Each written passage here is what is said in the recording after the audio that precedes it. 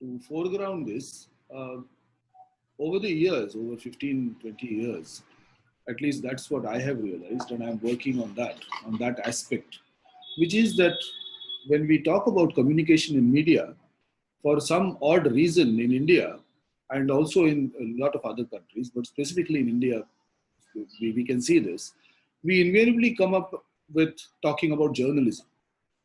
And journalism comprises barely 2% of the entire communication studies field.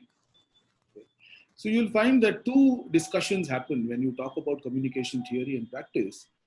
Either it is technology, and especially digital media, or film technology, or something like that, or it is journalism. But communication and its theory and practice involves a very, very wide field. And what I'm going to do today is to sort of give you an overview of communication scholarship and what are people looking at when they say that I am a communication person or I'm a person in working in the communication domain, how the domain has expanded. The domain has been very interdisciplinary. It has emerged out of a lot of interdisciplinarity. And there are very interesting subliminal spaces. When you look at people like Noam Chomsky or Michael Schutz and whoever, you will find that they straddle more than 2 or 3 domains. So there is linguistics and communication, sociology and communication, politics and communication, technology and communication. So it is constantly dealing with multiple reality. And therefore, when we now look at communication, I'm trying to go and give you a kind of overview where you can see how this whole thing looks like. Okay. So how we have divided this is that communication is looked at in a variety of perspectives. So this is one way of looking at it, that communication as making communication. So even now, what we are doing is we are making communication, and some things are being done. So communication as relationship. This is communication as a relationality. This is an area of study which began in earnest with the structuralists. That science represents some naturally ordered reality. Now, science representing naturally ordered realities, these were challenged by the structuralists and then by the post-structuralist revolutions. And the whole idea was that there were elements of human culture which could be and which must be understood in terms of a relationship rather than some kind of a discrete element. And this is now the whole question of relationality, which we are looking at very deeply. If you look at the last part of the slide, you will find that two statements, and those two statements actually tell you how we look at communication as relationality. So for instance, no marriage can be summed up in any sentence or paragraph. And those of you who are married, you will immediately empathize with that situation, that a marriage can't be summed up in any sentence or paragraph, because a marriage is dealing with communication in the relational context. Right? So yes, there is a husband, there is a wife, but the kind of communication that happens between them and then the kind of relationship which marriage denotes is something really fantastic. And therefore, when we deal with communication here, we are talking of communication within the context of relationality. We are also looking at another very interesting aspect. These are just 2 examples of relationality. So children are not socially discrete. Especially for societies like ours or cultures like ours, one of the questions which I always ask in class, and I ask myself, when will I really be a grown-up? And there doesn't seem to be any state at which I become a grown-up. My 85-year-old father, even today, suddenly in a burst of emotion, he will tell my mother, this guy, what is he talking? He doesn't know anything. No, I'm 53-year-old, he's 85-year-old, and we have a daughter who is 23 or 24 years old. But for my father, I still remain a kid. And, so when do we really grow up? When do we really grow up in this country or in our society?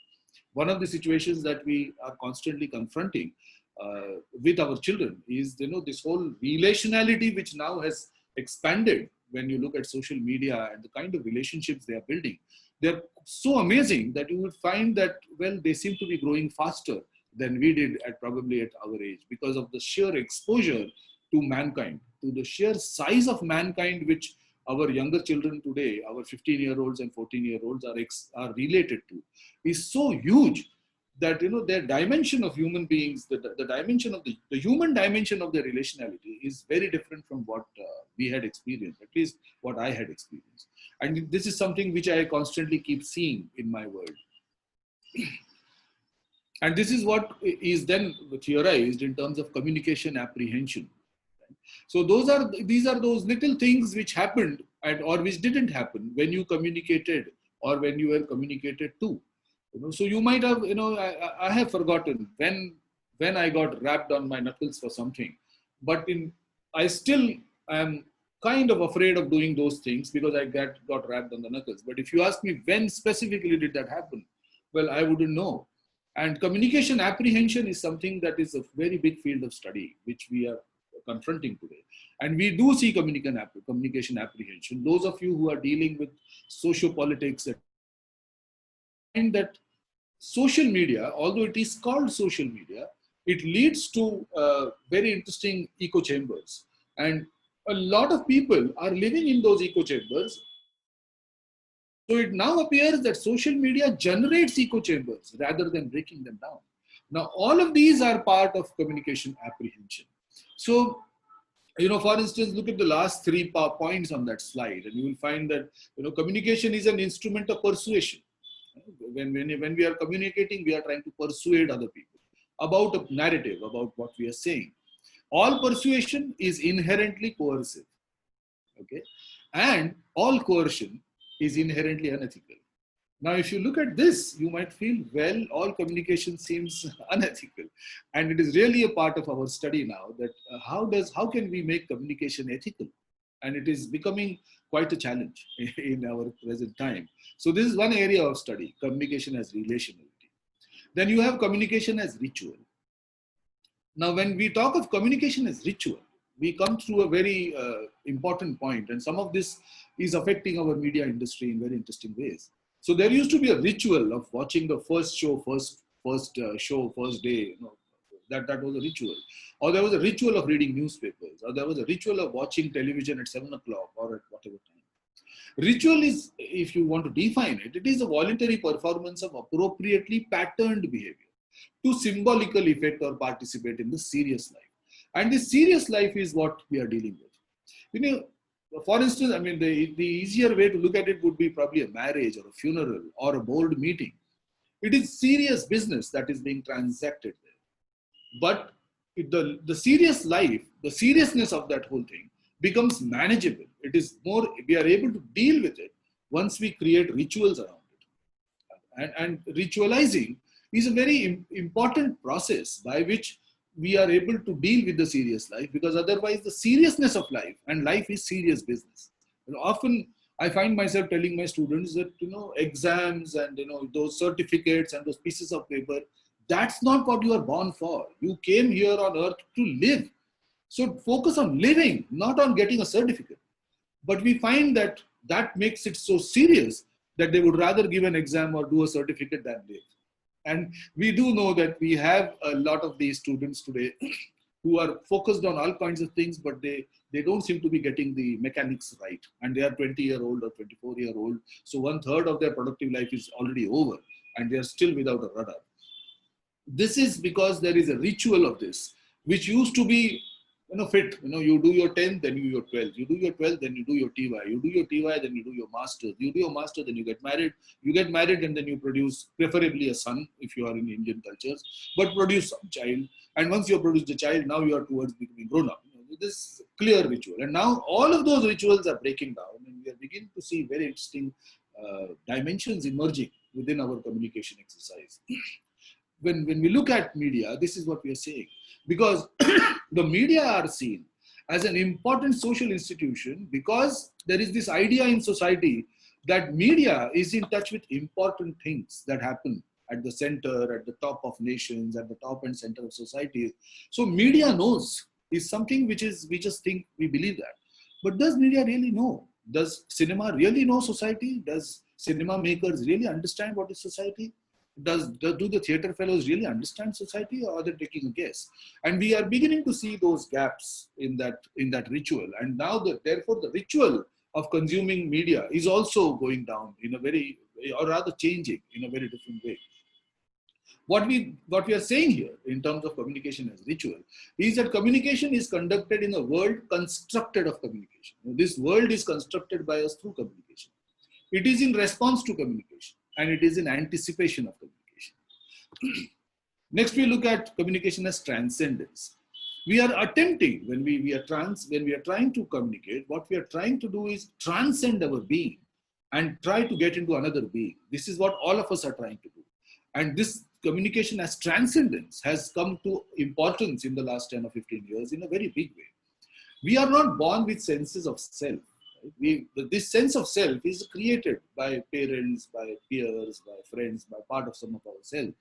But again, like I said, in the last 15, 20 years, this expansion of exposure to humanity due to media technology, but it is expanded. And this has created a variety of understandings of self. And this creation of self is going to challenge us again in various. So this is a very important field of study which people are beginning to take up. So who is you and me? You or me are made up. We are made up of communication. So right now, as I talk to you, you listen to me, you respond in some way, I respond in some way. Now us is being formed. Before this session began, I was a me and you were a you. And now, because of this thing, because of this transcendence, ability to transcend, I have got a face, now I've got a form, I've got something here. Now as I begin to talk, as I communicate, I reveal myself to you. And as I reveal myself to you, you accept or reject what I reveal to you. And together, a we is being formed. This making up is communication. We then look at communication as constructive. This is a very important part, especially in corporate worlds, but it is also a part of family communication, social communication, and so as construction, how does it work? Through communication, we create a large array of context. These are relational, organizational, public, mediate. We constantly construct social worlds. And as we construct social worlds, we are actually becoming both agents as well as there are constraints. So for instance, before I sat down here, I was wearing a blue colored t-shirt and I was quite comfortable with it. But my wife frowned and she said, "What are you wearing? You changed that shirt." And she got me this shirt. Now, I don't know how you would have responded if you had seen me in that sports shirt which I was wearing. And now that I'm wearing this print, what do you think of me? And whether you would think of me differently in both these contexts. So this is what we do, that in communication, there is an appreciation of both agency and constraint. And we are agents of communication. I am communicating to you now. At the same time, you are also putting a constraint on me that you must speak about this, you can't speak about something else, etc. And we are constantly dealing with it. Even if we were to meet for a very casual meeting across the coffee table, we would still be dealing with agency and constraint. And this would be part of the constructive process of communication. You will find this in your own offices if you are just looking at communication there. Communication as a practice. And this has always been a challenge, and we are beginning to see this as a very important research area. Because practice is a coherent set of activities that are commonly engaged in. And there has to be a meaningful way. For instance, there is a dietary practice, or there is a marital practice, or there is scholarly practice. Exercise itself is a practice. There is a political practice, religious practice, business practice. Your entire family is constructed out of this communication practice. And as a practice develops, a normative discourse about the practice develops. This is not good. This is not done. This is done. This is better. This is how it should be done. This is how it ought to be done. All of these are those normative discourses about communication as practice. And why does that happen? Because talk is not valued equally everywhere. That you are able to talk, that you are able to say what you are thinking is not valued equally everywhere. There are spaces where you are told, don't talk what's on your mind. And there are spaces where you are told, talk what's on your mind. And both of these require a communication practice training, right? So communication as practice involves some really fantastic variables. And we are now beginning to look at those part of the variables. We are beginning to see what correlations there could be and explore these, because they are going to give us a lot of help in trying to understand how this works. And which is why communication as, which is this entire group then takes us to the next part, which is communication as materializing. Okay. Remember, we began the first, when we started, we began communication as making. So what we discussed till now was communication as making communication. Now communication as a materializing factor. And we will look at these factors now. Communication as collective memory. Okay. In your homes, you will have maybe some photographs, or maybe a small temple kind of thing, a place where you keep all these things. And if you look at the assortment of deities there, each deity coming there has a memory. From where did it come? From the mother's side, father's side, grandfather's side, grandmother's side, something comes there. And collective memory is a very, very significant part of our understanding of communication today. I mean, if you just look at the statue of Vallabhbhai Patel, you will understand what this slide is saying. The collective memory of a nation is represented in part by the memorials it chooses to erect. Okay. So the memorials that we choose to erect, what are we wanting to memorize? What do we want to have memory for? I mean, for instance, if you looked at India's roads, they are named after people. What exactly are we trying to do? We could have easily called them, 5th road, 5th, 6th road, 7th road, 8th road, 95th road, 65th road. We could have done this, but we don't have that. I mean, the longest road in the world is Mahatma Gandhi Road, because apparently the sheer length of that road is, it is everywhere. And if you calculate the length, apparently it is the longest road, MG Road. It's MG Road, I think, is just part of India. Everywhere you go, you will find MG Road. So these are memorials. These are actually memorials. And what are the memorials that we are choosing to erect? Now, when you look at, again, our younger generation, they are fascinating us in very interesting ways, because they are producing very interesting memories. As something that you might agree with me, which is that mine was probably the last generation which could have claimed to write an autobiography, because there would be large parts of my life which nobody would have access to except me. And you will have to believe whatever I say. But this particular generation of people in front of you, the 20-year-olds and around that time, they cannot possibly write their autobiography, because every living movement, whatever they want to tell people, is already out there.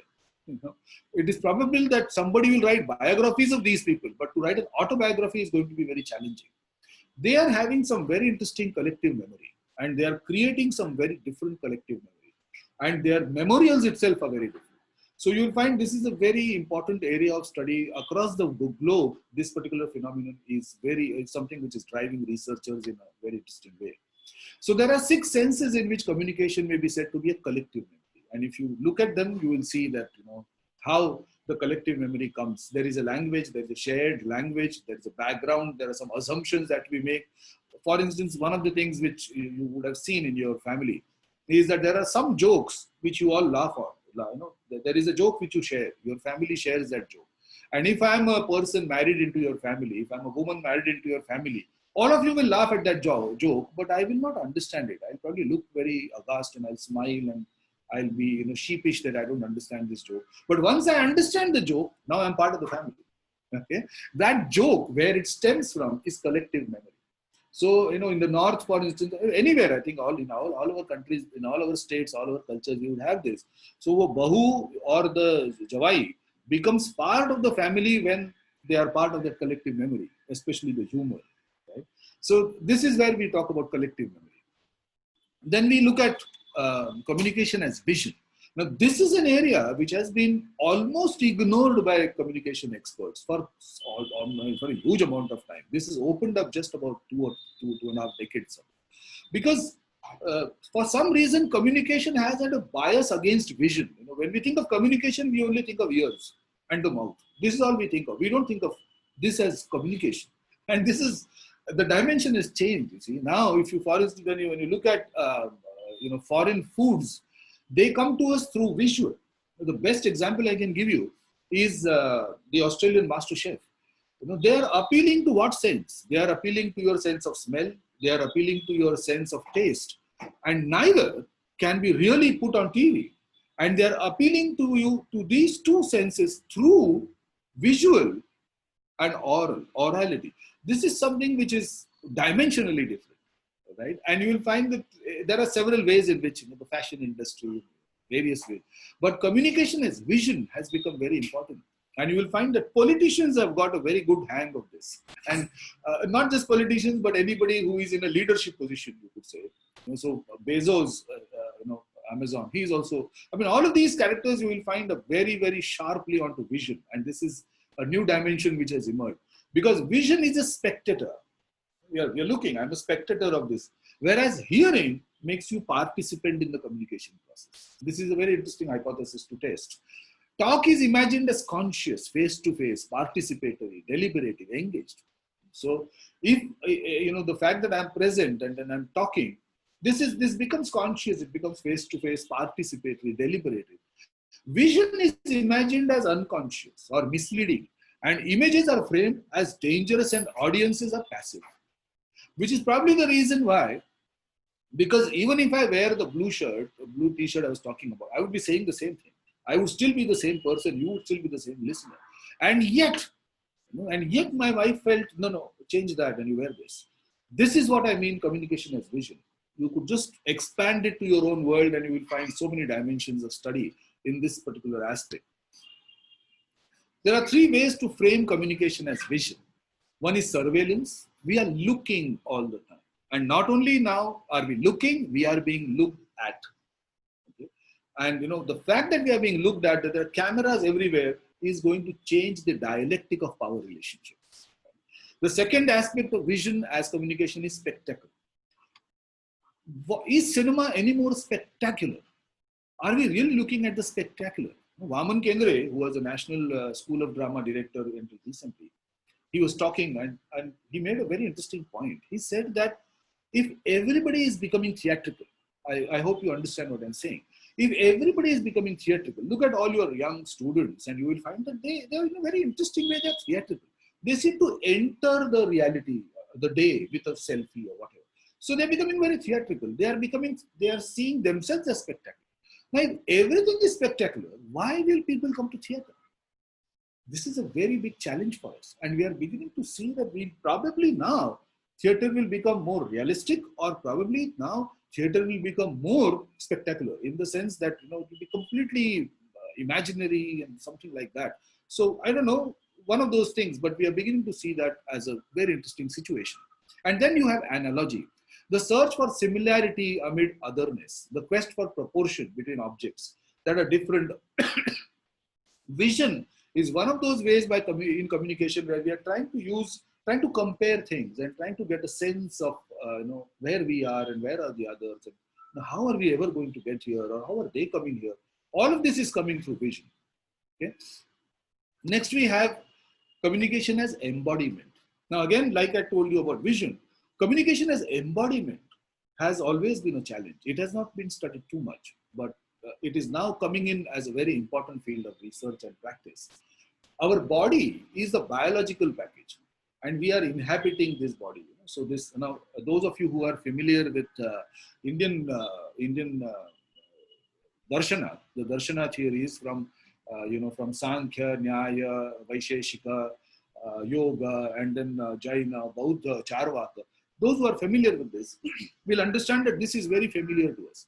We inhabit the body. The Bhagavad Gita says, Dehi Nityam Avadhyoyam. Dehi, that concept is very, very interesting. Like you have a dhani. So one who has wealth is a dhani. So one who has Deha, made up of the Pancha Tattva and all that, he is a Dehi. So we are all Dehi. We have a body. We inhabit a body. So this is the biological package. And what happens when a message is detached from this body? What happens when a message is detached from this body? So bodies are what? Bodies are mysterious. You especially come to this mystified part of the body when you have this strange pain which you cannot explain. And then you feel, I'm getting a pain, but I don't know what it is. And the next day it goes away. Once it goes away, you probably don't bother about it, but there was a pain and something caused it. Completely mysterious. Body is segregating. My body, your body, it creates a space. The skin is a very, very interesting element of our body. It creates a margin. I am inside this skin. Remember this. This outside, this is the world. I'm inside this skin. This is a fascinating understanding of communication. Banished, bodies are banished. We keep bodies away. We keep, that we make a line. We have walls and we have curtains and we have vision, and by a vision we can tell a person, don't come in, and we can banish. Bodies are buffered. Just as they are banished, they are also buffered. They are enclosed. And bodies are positioned. They are always located. And it gives us a sound.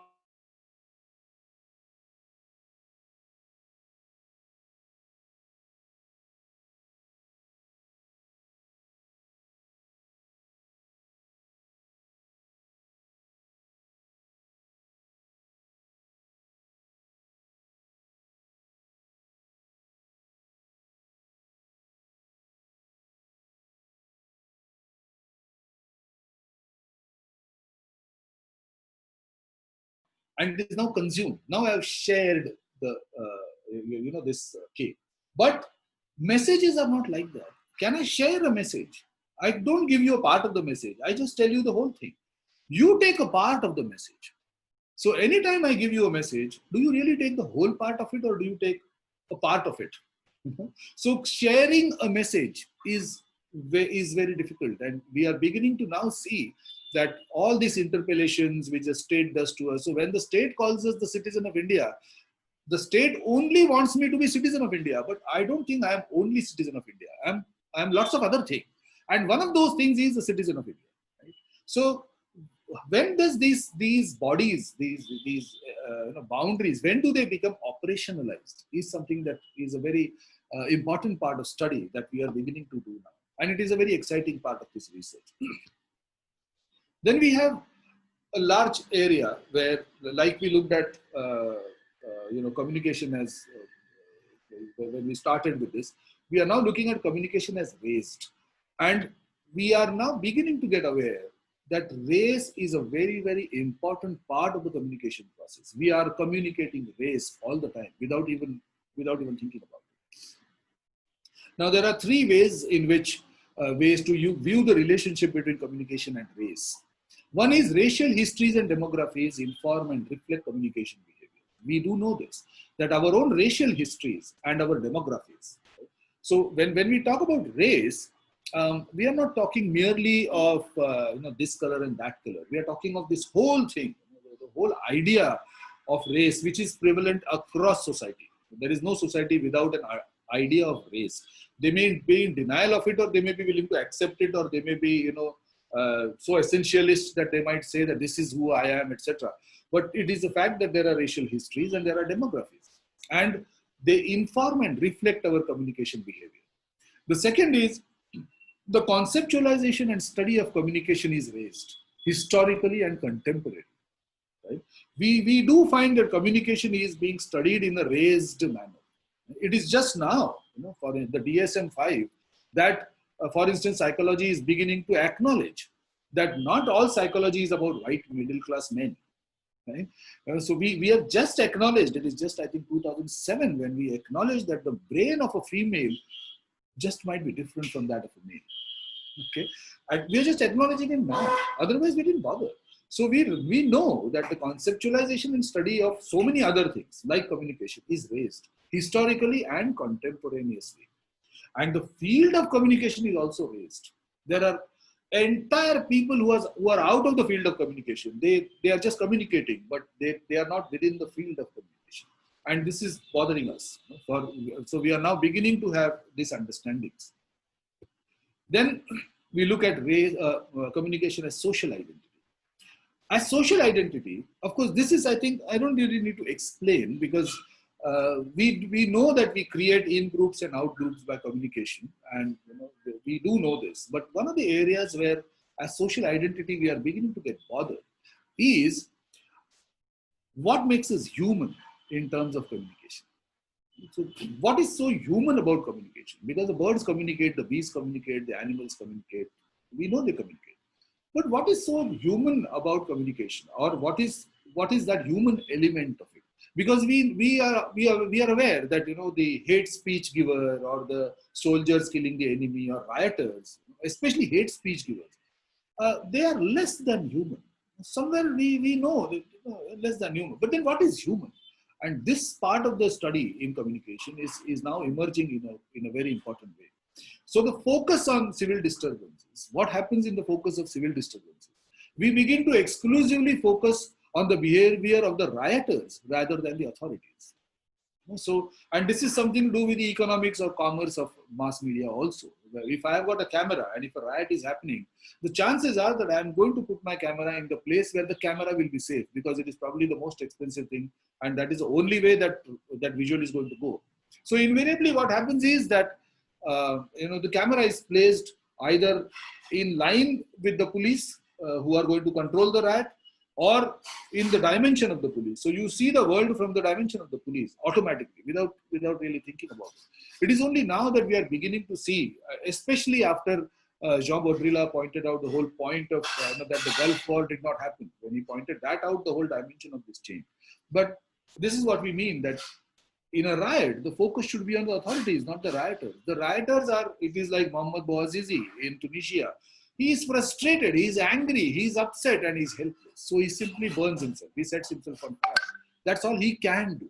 The focus is on Mohamed Bouazizi, but the focus should have been on Lithuania, on the government of Lithuania or the government of Egypt. Similarly, the focus here is on these people or victims, etc. But the focus should be on the state, not on the people.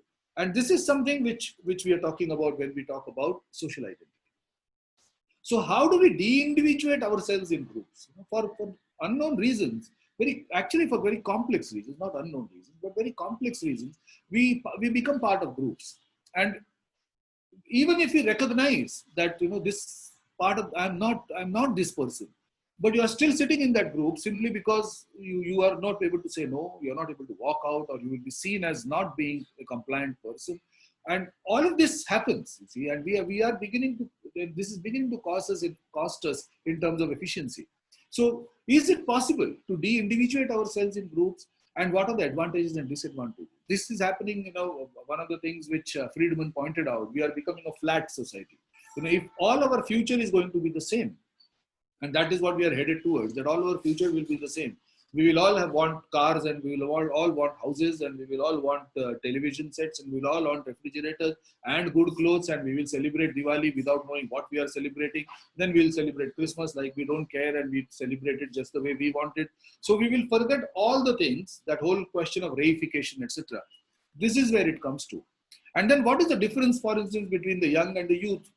And is there really a difference between who is young and who is youth? And how does television, on the one hand, mass media, and on the other hand, the state, make use of this difference very effectively? That is a question of study when you look at communication as social identity. Now, communication as technique. And this becomes very interesting to study, because we are now looking at the craftsmanship, not the craft of the art. Right? So what is this technique? Techne is both the process of producing things in the world and the capacity or practical knowledge that allows and accounts for this production. Okay? So in a sense, we are beginning to see that can communication be fruitful in some tangible way? Okay? And this is challenging us. So Techne is embodied knowledge. All right?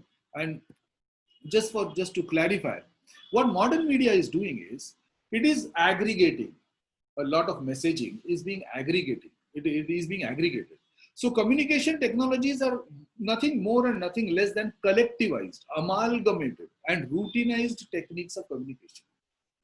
So this last point is really important here. If you are not upper class, male, heterosexual, able-bodied, and a member of the dominant ethnic and religious group in your region, your life chances and the choices of what to do with your life would have been severely diminished in any historical period to our own, prior to our own. Okay? So this particular fact is so interesting and so important for us to now look at, to study what are the dimensions within which power is being negotiated. Right? And this is a very, very critical aspect of communication. And that is what we study when we say communication as techne or technique.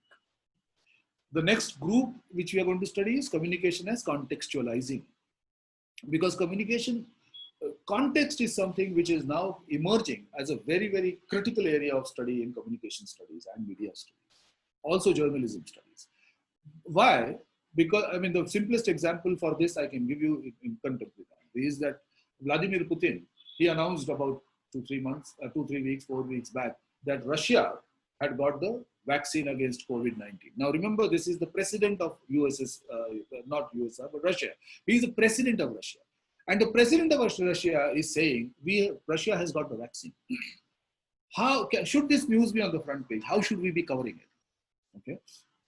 Now, we had a debate, an international debate. And on that international debate, one of the chairpersons, she pointed out that, well, if we simply put this as a headline, it would be misinformation. We should put in the rider that the international community had doubts about this claim. This is what we should say. Then, as journalists, we'll have done our job and not contributed to misinformation. So, and people said, yeah, of course, that's true. But one African woman, she was from Nigeria, and she pointed out that, wait a minute, this is the African experience, that whenever we said that we have the medicine on this yellow fever or malaria, the Euro-Americans who had come there, they would say, no, not this, you have to take this. And it is only now that you are beginning to recognize this fact that, your medicine may be working. And similarly, when Russia says something, it is very natural for the Euro-Americans to cast a doubt on it. Are you casting a doubt on it because it is being said by the Russian president? If the American president had said the same thing, would that be accepted without a flaw? This was a very interesting question. And, I was especially struck with it because Ramdev Baba in our country, he said, I have the vaccine. And we had a lot of doubt about it. But who had the doubt about it? And because we do know there were some people who actually went and bought that thing. And they seem to be quite happy with it or whatever. We don't know what they did with it. But now, when we say context, this is completely changing our understanding of what is text and what is fact. Right? So now we know that fact has a context. And without the context, the fact does not appear like fact. The dimension changes, dramatically changes. And we are beginning to see this challenge now, that whole idea facts are sacred, opinion, that's complete nonsense, because we know that facts are context. And because we are now beginning to see this, communication as contextualizing has become a very important, significant field of study. So communication as dialogue. Within contextualizing dialogue, the essence is simultaneous differentiation and yet fusion with another. All language used anytime, anywhere is riddled with multiple voices. And meaning making is the interplay of these voices. So we know that diversity is the ubiquitous condition of humanity. And we are going to be diverse. We say one thing, we mean another thing, we are understood as saying something else. And this is going to be a constant process. In terms of dialogue, autoethnography is a very interesting field which has emerged. And maybe some of you could actually try this. This is I tried it, it was real good to understand. So maybe autoethnography is, let me tell you that, for instance, in Northern Europe, they are now beginning to deal with qualitative measures. They were really fixed on quantitative measures of study, but they are beginning to find that with quantitative measures, you are not getting the kind of insight that you need from this world. If you want this, you will have to go into qualitative measures. And one of the qualitative measures which is now in communication field, which is fascinating communication scholars, it is autoethnography. This is a form of qualitative research in which an author uses self-reflection and writing to explore their personal experience and connect this autobiographical story to wider cultural, political, and social meanings and understandings. Right? So it is research, it is writing, it is story and method that connect the autobiographical and personal to the cultural, social, and political. Okay? Try this. It's a very good way of doing this. If you could just ask, one of the things which I'm very keen to do, but I still haven't got the samples right. Autoethnography, if let us say that there are 5 or 6 women of around the same age, they are all 60 or 65 years. And if we take these 6 or 5 or 10, whatever women from different states in the country, so one in Tamil Nadu, one in Kerala, one in Orissa, one in Assam, one in Maharashtra, they are all 65-year-old women and farmer women. They belong to a farming family. The family depends on farming. And if we ask them to write about themselves, now if we compare these 10 or 15 narratives, they will be stories. They are just writing a kind of autobiography. And we will tell them, how was the summer like? Right. How was the winter like? Right. How was the rain like? Right. How was the marriage like? If you ask them to give them these things, and if you ask them to write, and then we compare these things with our own insight of how was the summer like, how was the winter like, that would really give us a wonderful insight into how our farming world has psychologically changed, how it has socially changed, how it has culturally changed. So many things can be done. But autoethnography is a very interesting field of study that is now emerging. So, does or can communication help people get through bad times? We have this experience, and psychology tells us that this is one of the things we do. We often have to make choices in difficult and uncertain times. All communication is a personal story. So right now, what I'm telling you is actually a personal story. It is. I've arrived here. Maybe 10 years ago, if you had asked all of this, I wouldn't even know about this. So it is a personal story. What I'm telling you is that I started teaching. When I set up the Department of Communication Journalism in 2003, I didn't know any of this. It is this journey from 2003, the academic journey of my life, which then brought me here. So I'm actually sharing with you a story which I went through. So one of the ways in which you could look at this is the Upanishad. The story of our lives becomes our lives. So every Upanishad, when you sit down with your children or with your students and you share your experiences of life, the purpose of doing this is, well, I saw this. These are my answers. These are my questions. I'm sharing them with you. Maybe they are of some use to you. This part, is autoethnography.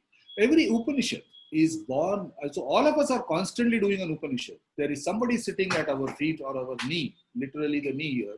So there's somebody always sitting at our knee, or we are sitting at somebody's knee, and we are asking for what were your questions and what were your answers. Not that I want to copy them, but because your answers and your questions can help me redefine my questions and probably save time looking for the answers. I might just find an answer which fits. Right? So this is what we mean when we talk about autoethnography. Then we talk about communication as storytelling. This feature as communication as storytelling has been really fantastic. We are actually having communication as storytelling or storytelling communication as a very important field of study. What is this storytelling? It is the human capacity of making something out of the practice of communication. You'll find that, again, we discussed this earlier, that when we share, when we narrate, we are actually telling a story. For instance, if you want to take it really hard, every political campaign is actually a competition of narratives. So A narrates something, B narrates something, C narrates something, and the voter is left to decide which narrative does he or she really believe to be true, and then they vote accordingly. This is one way of looking at the political narrative, right? So communication as storytelling is also communication as participation. When the candidate tells his or her story, remember that the voter is telling his or her story, and which is why when the voters don't vote, they actually vote, and when the voters vote, they still vote. Okay, these are aspects which I'm sharing with you. These are being studied by communication scholars across the world, and they're very fascinating aspects of our life. Communication as complex organizing, because as this world becomes more and more integrated, we are beginning to communicate with each other in larger measure. Like I said, that in the last 10 to 15, 20 years, actually, the sheer number of human beings that we actually communicate with has multiplied in a million different ways. The dimensions have changed so fantastically. How are we going to organize all this thing which is coming in? And that is what we deal with when we talk about communication as complex organizing. Conversation, the site of organizing. When we sit down to converse, we are actually creating a site of organizing. Hindustani classical music and the gharanas, gharana system is actually an organizing. It means nothing. It is simply an organizing. Right? So when you look at Hindustani dance, and the best site of organizing communication is your family. So organization is a product or perhaps equivalent to communication.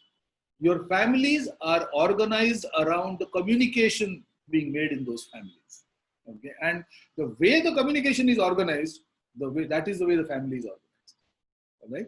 So that is a very important part of our study, which we are now beginning to do. Communication as structuring. Once it comes to organization, obviously the next part would be structuring. Right? So just as families, etc., Social institutions are organized around members' interactional processes and practices. And this, which is why, if some of you have seen that the documentary Social Dilemma, you will see that one of the things which all those people in technology are telling us is don't enter the echo chamber of social media. Try to be part of different groups, get different voices, listen to different people, and make an effort to do that. Otherwise, social media will get you into an echo chamber. That is what we are talking about. That social institutions, otherwise we are members, the number of people watching IPL and the number of playing cricket, number of people playing is so disproportionate. This is never going to help people. It is only going to help people when people actually get down to playing the game, not just getting membership into a club. Robert Putnam pointed out, social capital. So this is an aspect which is beginning to bother us, and we are beginning to focus on it and try and study it more carefully. Now we look at communication as politicizing. And remember that when we talk about politicizing of politics, we are all in a political struggle all the time. So it is not possible that you are a human being, you have a body, you have a mind of your own, you can think, and you are not politicking. It is important for you to politicize. Merely, it may be just to defend yourself. Unless you have reached some trait of moksha or nirvana, we are all politicizing all the time. So, as political participation, communication is a process or a way or a method by which political participation happens. Because communication is relational, we saw that, and it is participative at the same time. So every interaction the most mundane interaction of day-to-day life is as political as any other. So as a public act, and both of these actions have consequences. They may look like discrete, but they are not discrete. Relationships are negotiations of values marked by stake and power. Right? So all of us are constantly negotiating stake and power. Sometimes our stake is reduced, sometimes it is increased, our power is reduced, our power is increased. And we are constantly dealing with this whole politicking of power. And this is something which is very natural to us. Okay? We look at communication in politicking as deliberation. And this deliberation process is in fact to use a very cliched word, it is a need of the hour. Okay? So whether we talk about our own society or any other society anywhere on earth, this is a process which we are all missing as social people. The whole process of deliberation. Because like I told you, social media puts you into an echo chamber, and then if you are not with me, then you are against me. Right? Something which began with George Bush when they entered Kuwait. So was that an invasion of Kuwait or was that the Gulf War? Right? So deliberation is necessary. Now when deliberation itself is cut off, things are going to be very difficult and actually dangerous. So if you look at these questions, we are talking actually of deliberations in a various ways. What forms of speech are loving, cloying, or playful versus mean? Okay? Or how often should one call one's partner on a cell phone? How often should we make that call? What topics are appreciated when strolling in a public park? Right? All of these are dealing with communication as a deliberation. And we are all constantly revealing ourselves in 1,000 different ways. Whenever we communicate, we reveal ourselves. One of the reasons why at one point, where teachers feel very frustrated, they feel very, their compassion going down, because they have been revealing themselves in every lecture, every session, 1 hour, 2 hours, they are revealing themselves. And as they reveal themselves, and remember there are maybe 60, 40, 100, and 200, depending on what you are teaching and which class you are in. All of these characters are reading you all the time, and it can lead to a lot of pressure.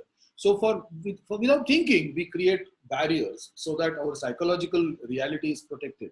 And those barriers make us less compassionate. Right? And this is something which all teachers, I'm sure some of you at least will have experienced it. And you have to really struggle to go over it, and try to confront this whole thing and be compassionate and yet, be able to control yourself and not let go. All of these, I'm sure all of you have gone through. That is what we talk about when we say communication as deliberation. We are now looking at communication as diffusion. And this has these interesting dimensions. Diffusion is about creation.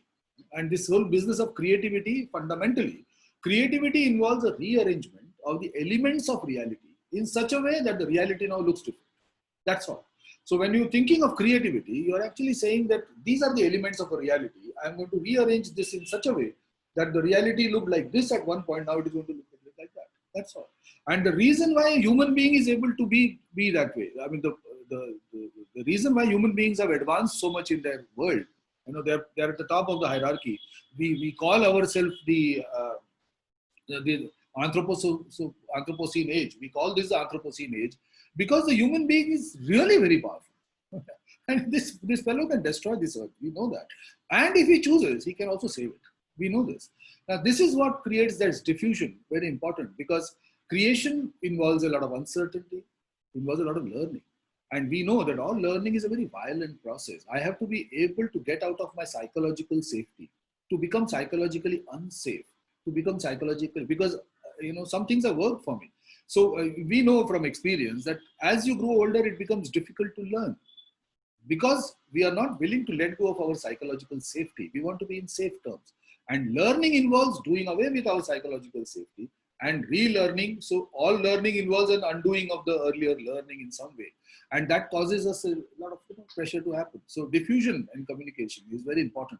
It also leads to destruction and it leads to displacement. Right? And the study of meaningful and consequential ideas, the ideas that that catch an end, right? And wash over whole social systems of people, organizations, communities. So diffusion causes this to happen. And it is a way of focusing on the ideas in our life with high personal and social relevance. Okay, so that is what we mean when we talk about this whole thing as diffusion. So thinking of communication as diffusion, it means a whole lot of things. Degree and source of intentionality. What is our intention? Focus on communicative behavior that is personally and socially meaningful. I'm just running through this because no point in actually reading it out. But you can see that this presentation is with you. You can just keep it, nothing very personal about it. So, but when we talk about diffusion, we realize that diffusion is going to be even more important. And the Upanishad is now going to become all of you will have to constantly be in an Upanishad state where you are willing to share your questions and your answer with the next guy who is asking for it. Right? So all of us as teachers will find that this is something we will have to do, communication as diffusion, and it is going to cause a lot of stress, like I mentioned. So next we come to communication social influence. What does this social influence mean? And a change in belief, attitude, or behavior, or some combination of these factors. And this occurs as a function of exposure to external messages or series of external messages. So persons, we are always trying to make sense of our environment. The better we make sense of our environment, the more more powerful we are in changing our lives or in dealing with what we are living with and making a success out of our own life and having a good life, etc. But while we do this, we are invariably confronted by external messaging. Okay, and as the external messages come, they are going to change, or they are going to touch upon our understanding of who we are in society. What is my place in this? So the simplest example I can give you is the physics example, that the sthiti and the gati, the position and the direction of the photon, we are not able to find it at the same time. You find one, the other goes away, and you find this and this goes away. And the reason this is something which happens to us at any given point, we have a vague understanding of where I am and where I am headed. Okay? And we are constantly trying to solve that problem. And that trying to solve that problem involves social influence. And this is something, this exposure is a constant thing. Now, especially with digital media, the influences on our understandings of our environment are much more than they were before. And there is every chance that one might just feel extremely inert, that there are so many choices to make, and there is simply an inability to make the choice. This is a very critical aspect. One of the things which our young people today are facing is precisely this problem, that they have a multitude of choices which are available to them. And every choice is persuasive, it is convincing, but their own ability to make the choice has not increased in proportion to the number of choices that have increased. And this challenge is very big for our young people. One of the critical points of employability seems to hang on that one point. So This is now a very important part of our study of communication research. We then look at communication as rational argument, and always difficult rational argument. So, this is a very simple way of looking at it. If one imagines communication theory and democracy as the circles in a Venn diagram, so this is communication theory and this is democracy, then the point of overlap is rational argument.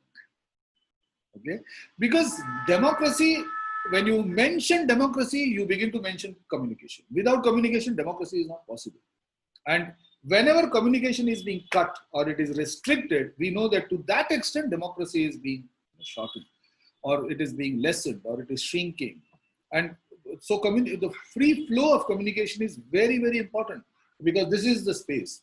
The process of rational argument is empowering and person respecting, because I have to hear. So if 15 people are going to deliberate on a point, it is fine because the first guy is now speaking, so wonderful. What happens to the 15th guy? Because he has to listen to all 14. And only then will he be able to speak. On the other hand, the first guy who has spoken has to now sit down and respect the personhood of all those other 14. He has to sit down and listen. He can't simply say, okay, my thing is over, I'm going. And we find this happening in our students.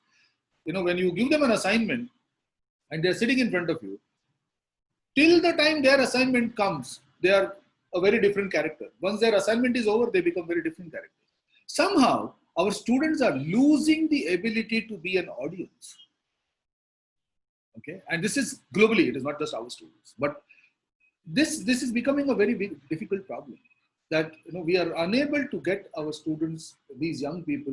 We are in a relationship as students, but we are just talking of young people in India. They are simply not able to become audiences. And without becoming audiences, how are they ever going to take things forward? Because there is no deliberative space. And creating a deliberative space is becoming even more difficult because of political polarization and all kinds of things. And this is a part of our important part of our study, of our research area. Rational argument is essential for 3 humanistic goals. It is empowering for stakeholders to make democratic decisions. Secondly, it is needed to test claims in order to make decisions, because there is so much information coming. How are we going to decide which one is true, which one is wrong? How are we going to even be able to critically evaluate? That is when the rational argument comes in. And it recognizes and protects the authenticity of every person. That every person is a very important aspect, which rational argument is bringing. And when you look at our world outside, whether we are looking at television or our own classrooms or our own, your own teachers' rooms, wherever we sit, the faculty rooms and all that, the one thing that you find missing is deliberation. And it is, we know that, this is just there, and we are beginning to face its challenges now. This is a very important part of our research, which we have already started. A lot of people are working on this. So if you look at these things, you are going to see it. So there are 3 troublesome developments here, and I just want you to focus on them. The rise of a celebrity culture, in which people are famous for being famous, certainly diminishes the quality of public talk. Why is somebody talking? Because he talks, and he or she talks, and I'm sure you have on your television sets, you see all of these characters in huge numbers, and they talk about everything from China to nuclear war to poverty to chief minister to prime minister. The number of people telling the prime minister what to do, right? When their own lives are in a mess, they don't know, they have no salaries, they are not working, they are not able to support their family, they don't earn anything, they are dependent on their parents. But the sheer number of people who are advising the opposition leaders and the prime minister and the American president about what to do has increased so fantastically. And this is one of the things, one of the reasons why that has happened is the rise of this celebrity culture, and making these comments, making these statements, and becoming a celebrity that diminishes the quality of public talk. Public knowledge about the most important issues of the day is astonishingly low and sometimes very inaccurate. Low is one problem, inaccurate is another problem. Okay? And the ability to really discern which information, which piece of information is right or which piece of information is wrong, how am I going to decide? It is becoming a serious problem. And this public knowledge that we talk about, right? This is becoming a very, very difficult area. And there is something that you might have seen. There is a very interesting irreverence that has come into play suddenly. So, that whole point of uncle sit down, this uncle sit down thing, you are irreverent, fine. But what are you doing about your own life? One expects you can be irreverent about anything, that is fine. But are you successful in your own life? And you find that that is not happening. And on the one hand, we are irreverent about everything that is around us. And on the other hand, there is nothing to show for who we are or what we are. This is causing a tremendous amount of tension. And there are many signs in our culture of the calcification of deterministic screens. Yeah. So you will find that a lot of young people today are quoting fictional characters from cinema. When I was 20-year-old, we used to quote big authors. We used to say so and so said, and that used to be the quotation. I will not be surprised if today, when these young 20, 25-year-old, 30-year-old, they go into classrooms and they are asked to write a thought for the day, they might end up writing the quote of a fictitious character in a television series. They are doing it very often. So this seems to be the place from where their philosophy of life is coming. Right? So Grey's Anatomy and the characters there are telling them how life is to be seen, how life is to be defined, how success are to be dealt with, how failures are to be dealt with. It is serials, so Game of Thrones characters are telling them how to deal with life. We don't know whether this is good or bad, but this is indeed a fact of life. We know this is happening. And this needs to be studied, this needs to be understood very carefully. And there are a lot of people who are looking at this. Then we have, once you have in politics, you are coming this much further deliberative. Obviously, we are talking of the counter public. And communication as counter public has definitely come in. Human actors participate in multiple publics, we know that. And as a conceptualization, there is of course a conceptual model of the public sphere. But from there, because of this multiplicity, we are now looking at counter public. And there is a counter public to the public sphere. The public sphere itself has become vitiated by all kinds of things. And now there is a counter public which is emerging. Okay? So this is something which is already increasing. And activism across borders is a reality. So I might be supported by somebody in Pennsylvania, although I'm sitting in Mumbai, in a small district in India. My cause may be supported by somebody in Tanzania. I don't know, somewhere like that. And it might suddenly get blown out of proportion.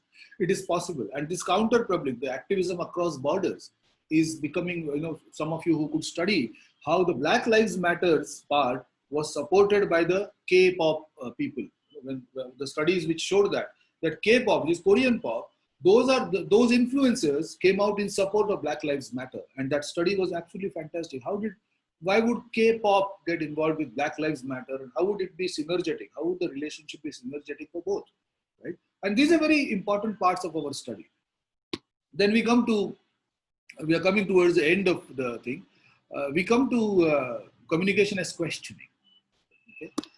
Communication as questioning, one of the first things that happens is dissemination. And dissemination is a big part. So you will find the dissemination model, we are looking at economics, education, public sphere, ethics, art and nature. And our interpretation of our life is becoming very critical when it comes to communication as dissemination. Who is saying what to whom, through what channel, for what purpose, what is the goal that is being achieved. All of this in our world is beginning to be a part of our study, and communication as dissemination is now becoming very important. Then we have communication as articulation. Because communication is articulation, because if you articulate well, you state your case clearly. And one of the things which has changed in the last 20, 25 years is that the generation today in our world, that those young people, in India, of course, you can see them, they are the most documented generation ever. Okay? And it was documentation that completely changed the nature of Europe in the 18th and the 19th century. And this has happened to us at the end of the 20th and the 21st century.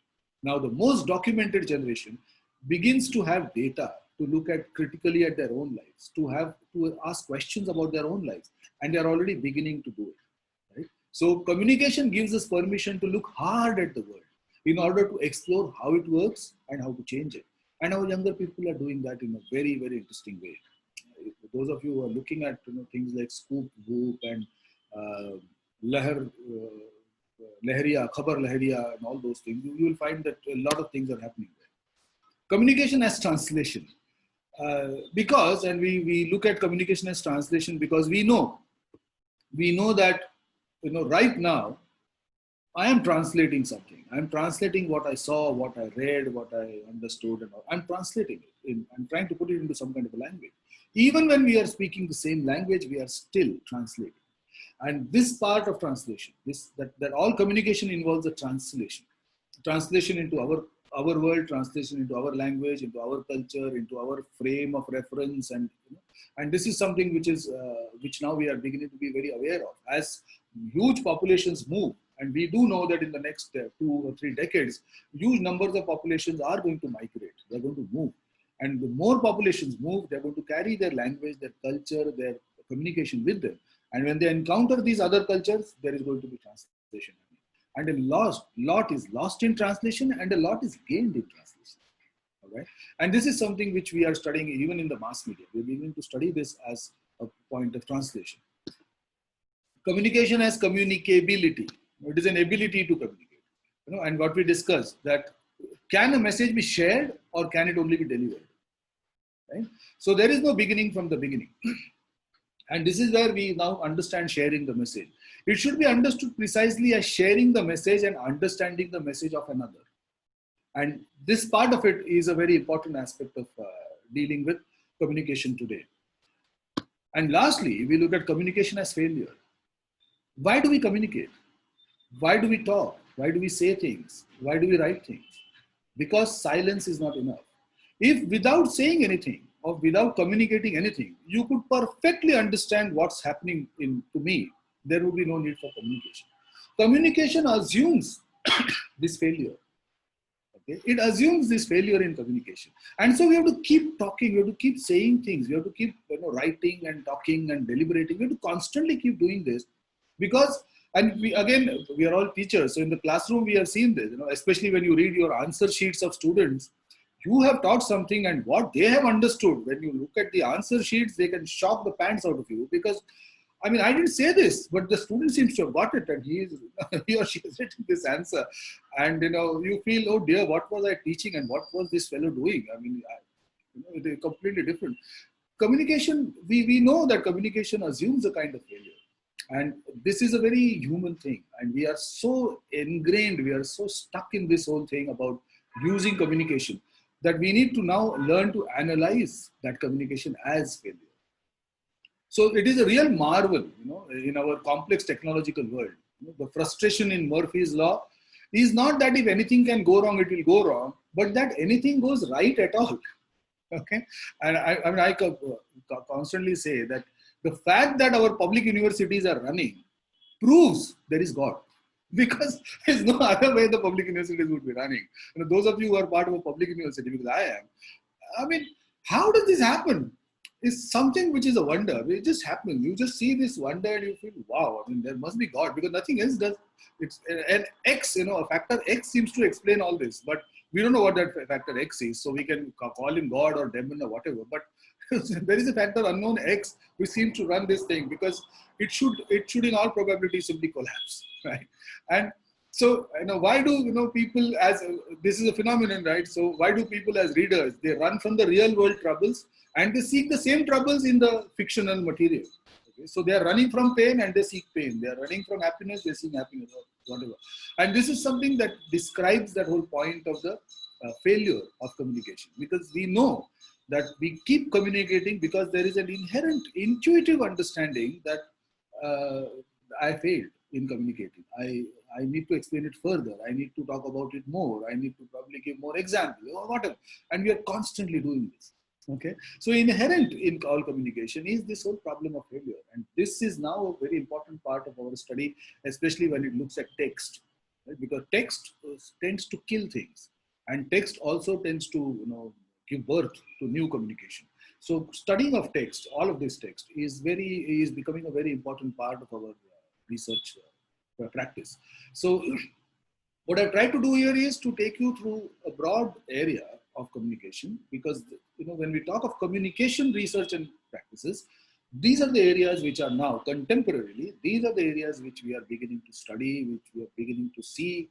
And so what I've given you are fundamentally theoretical frameworks which are emerging from our real world of communication. Yeah? Thank you. Okay. Thank you, Sanjay. Now we can go for a question and answer session. Sure. Yes. Dear participants, you can ask any doubts or clarifications with Dr. Sanjay.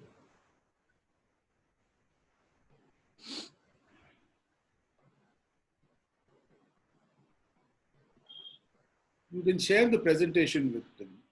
Yes, sir. You please send it to me. I'll send you. Yeah. Yes, there is a huge silence. Okay, maybe there was too much, and it just kind of.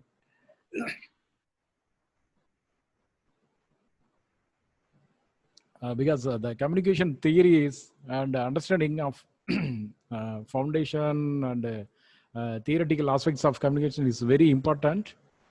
Now we are simply omitting communication theories. Directly we are going for applications of communication.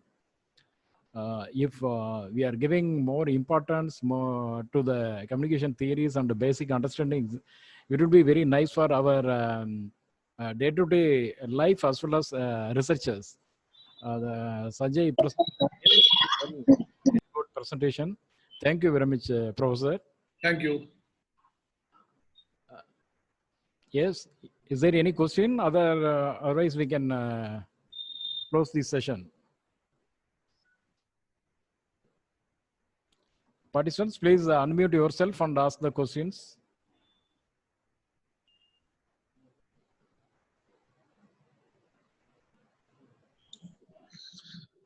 Whatever the points sir has discussed, we are very much delighted. All aspects and all the topics are very much clear. All points through various slides and with the help of multiple examples. So do not have any doubts. So thank you very much for this nice presentation, and that's the great learning from us, from your side, sir. That we got new aspects, new learning prospects through this presentation. So thank you, sir. Thank you very much, sir. Thank you. Fakira Nahak has a question. Yeah, spiritual communication, when we looked at transcendence, communication as transcendence, that is actually spiritual communication. You look at it.